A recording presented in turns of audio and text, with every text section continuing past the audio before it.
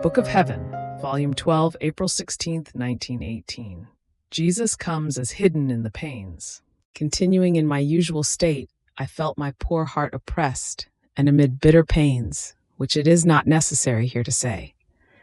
And my always lovable Jesus on coming told me, "My daughter, I send pains to creatures, so that in the pains they may find me.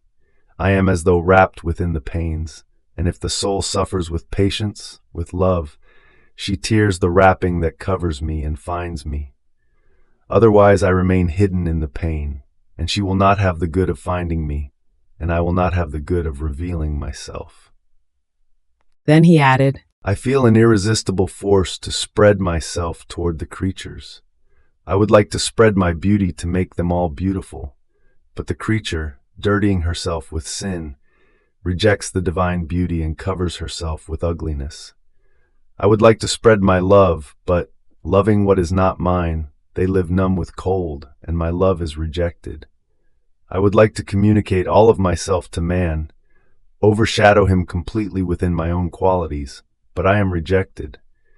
And in rejecting me, he forms a wall of division between me and him, to the point of breaking any communication between creature and creator.